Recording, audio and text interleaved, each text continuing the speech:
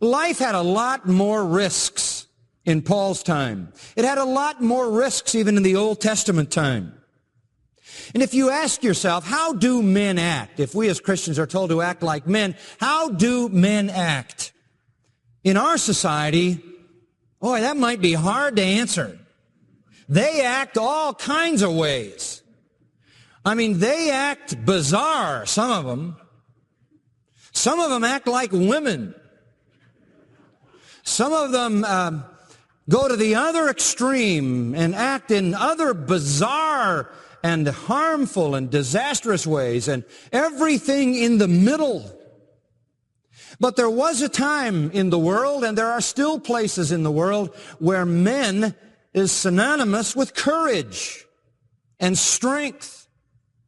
There was a time, as you might well know, when being a man meant carving out life in a difficult environment.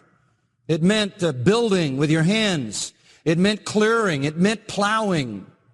It meant protecting your family from raiding tribes, from other families, from those wars that occurred in the little dominions all over the world. Not like big world wars that burst on the scene in this century, not post-industrial revolution when we began to develop weaponry and arms. There was a time in the world when you defended your property and you defended your life and you defended your family with your hands, and you were in mortal combat. And you carved out your existence with bodily strength and resoluteness, and you worked hard, and you sweat, and you poured out your energy.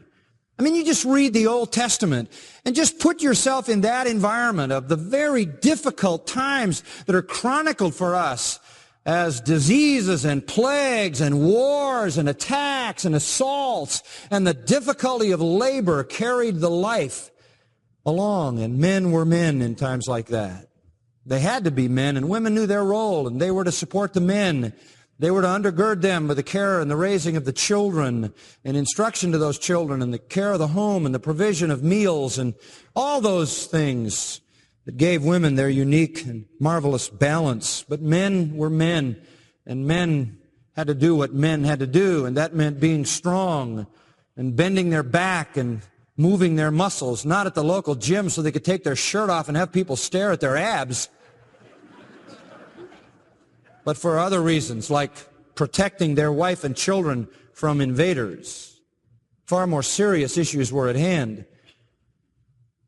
We live in a time when the closest men get to conflict is maintaining their emotional equilibrium on I-5 at rush hour. The closest we get to conflict is throwing our Pepsi at the TV when our hero in the football game is losing.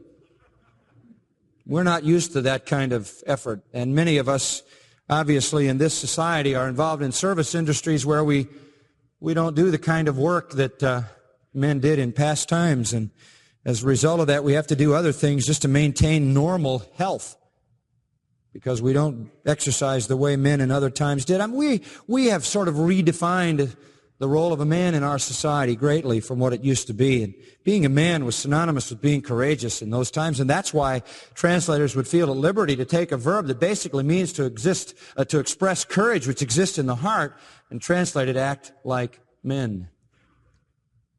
The New Testament gives us no illustrations of this verb, but fortunately the Old Testament gives us a lot of them. In the Septuagint, which is a Greek translation of the Old Testament, which is good to study because you can see how Greek words were used in the Old Testament, and that tells us something about the Hebrew intent of the word as well, as the translators chose the right Greek word to match up. And as you go to the Old Testament, you find this same verb used repeatedly, and I'll show you some of its uses because they are so interesting. Go back to Deuteronomy chapter 31. Deuteronomy chapter 31, and you'll see that this kind of exhortation, though it is unique in the New Testament, is anything but unique in the Old Testament. It is used very often in the Old Testament, this idea of being courageous and being strong. For example, in Deuteronomy chapter 31, Moses, obviously, is at this particular point in his life going to pass off the scene, and the mantle of leadership is going to be taken up by Joshua. Joshua will lead the people into the promised land. And in the 31st chapter of Deuteronomy, instruction comes from the Lord. It comes to the people and most particularly to Joshua. It says you shouldn't be concerned about the enemies. The Lord tells them in verse 3, it is the Lord your God who will cross ahead of you. You don't need to worry, Moses says. God's going to go with you. He's going to be there. So verse 6, be strong and courageous. There are those same two verbs, those same two Greek words from 1 Corinthians 16:13 in the Septuagint translation here, indicating the same sense. Be strong and courageous. Do not be afraid. This is the negative side. Do not be afraid or tremble at them. Here's why. For the Lord your God is the one who goes with you. He will not fail you or forsake you. That was a word from Moses to the people to be strong and courageous. And then a word from Moses to Joshua, verse 7. Moses called to Joshua and said to him in the sight of all Israel, be strong and courageous. Same two words. For you shall go with this people into the land which the Lord has sworn to their fathers to give them, and you shall give it to them as an inheritance. And the Lord is the one who goes ahead of you. He will be with you. He will not fail you or forsake you. Do not fear or be dismayed. Here then is God telling the people, be strong and courageous. Here is Moses telling Joshua, be strong and courageous.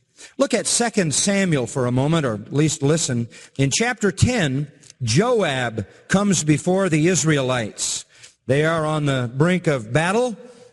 And in verse 9 it says of 2 Samuel 10, when Joab saw that the battle was set against him in front and in the rear, in other words, he was being attacked from both the front and the back, he selected from all the choice men of Israel and arrayed them against the Arameans. Now, this is the halftime pep talk by the coach, telling him what the battle strategy needs to be. They are surrounded by the enemy. He pulls the leaders in and he fires them up with this confident assertion, pulling these people together, gathering them, comes down to verse 12 and says this, be strong and let us show ourselves courageous for the sake of our people and for the cities of our God, and may the Lord do what is good in his sight.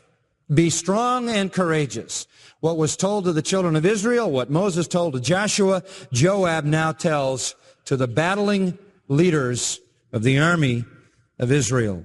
Be strong and courageous. In 1 Kings chapter 2, we find David coming near to the time of death. He describes it as going